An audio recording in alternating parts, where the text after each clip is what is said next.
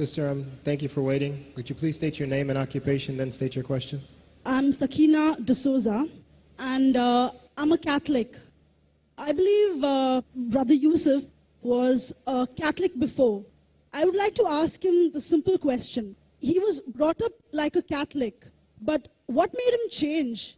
Doesn't he believe that the Messiah is true, or did he ever feel that the religion, Catholic religion, has not brought up any Messiah and the Bible is false? I would like to just know what that means, because he said he was a Catholic before and now he has become a Muslim. What made you change? What was that storyline before? Doesn't he believe that there is a Messiah, or the Messiah had come, saved us, died on the cross? Thank you very much for a good question. I hate to disappoint you, but I wasn't a Catholic. But I was with a Catholic priest the night that he accepted Islam. And I asked him these questions you asked me. Because after all, I was still a Christian, a preacher in Christianity, and I wanted to know why my best friend, a Catholic priest, had converted. That's a pretty weird thing. A Catholic priest is not like a regular preacher in the Protestant religion.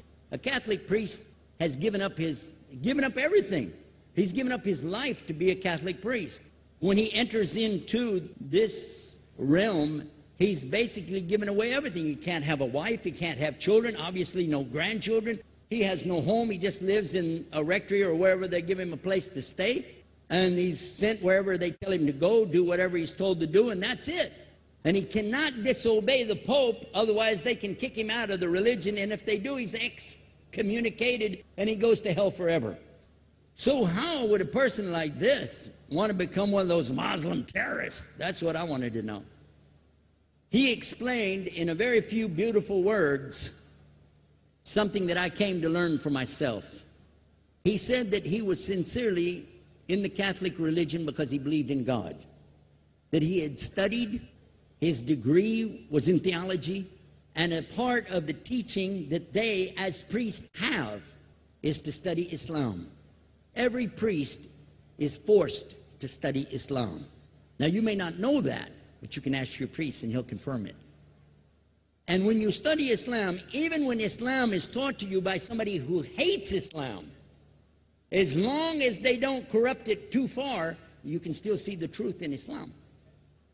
A classical example happened to me just recently when I was in Saudi Arabia.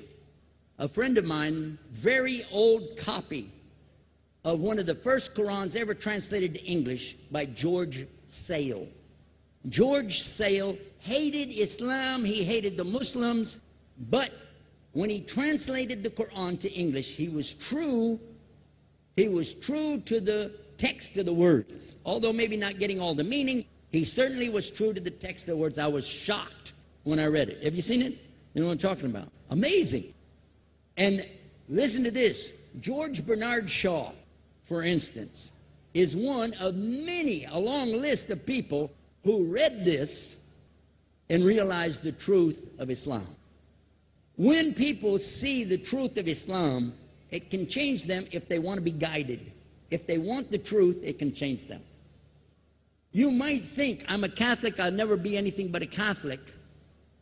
But I'm going to ask you a question, and I want you to be honest. This is not for you to, start a debate, but just be honest. Was Jesus a Catholic?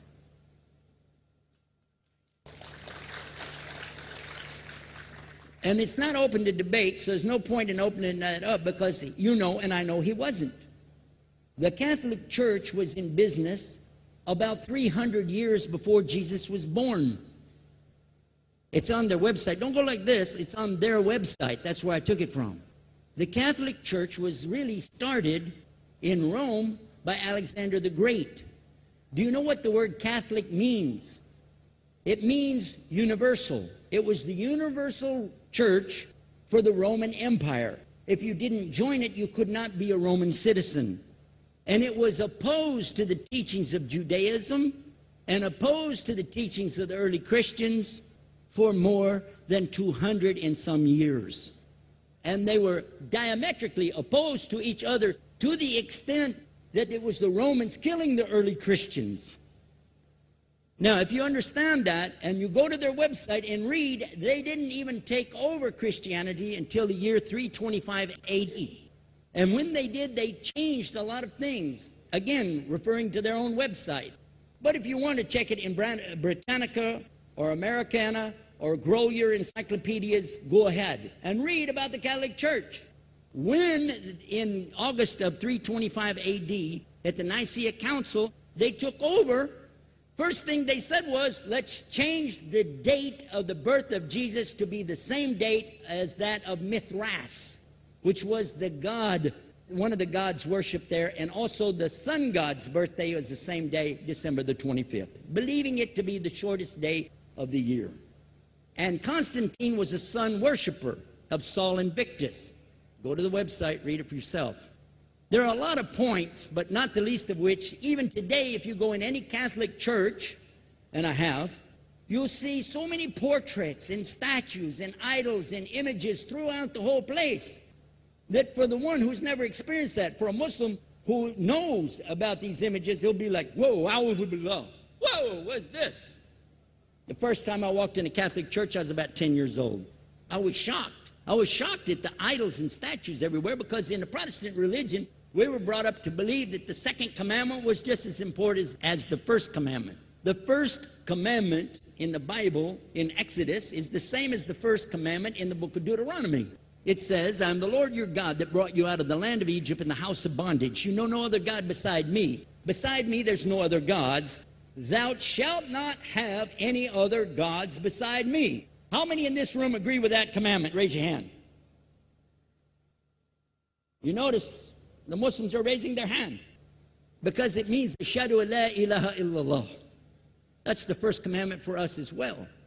The second commandment you have clearly says, thou shalt not make any idol, any graven image of anything that creeps upon the earth, swims in the sea beneath, or flies in the air above.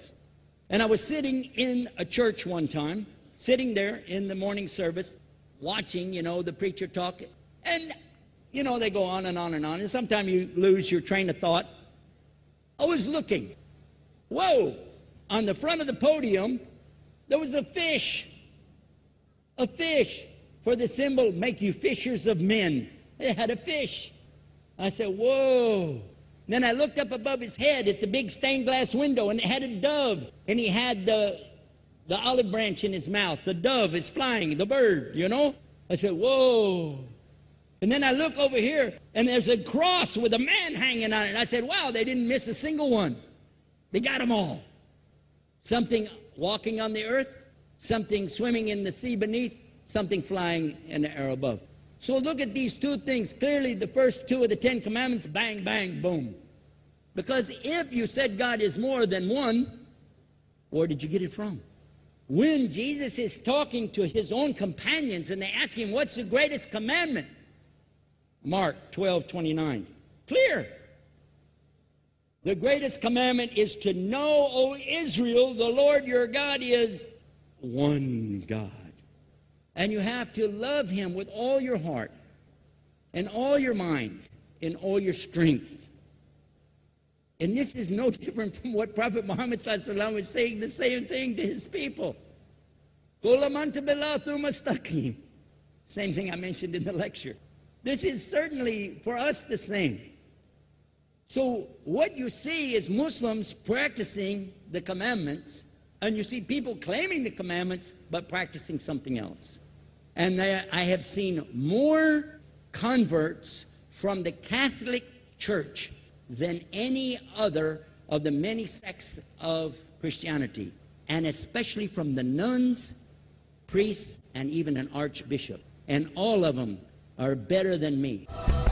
Those guys and women that I see do this, they still sacrifice their whole life to get the true message of Islam, not only to you, but to Muslims as well, because we all need to know about it. But thanks for a great question.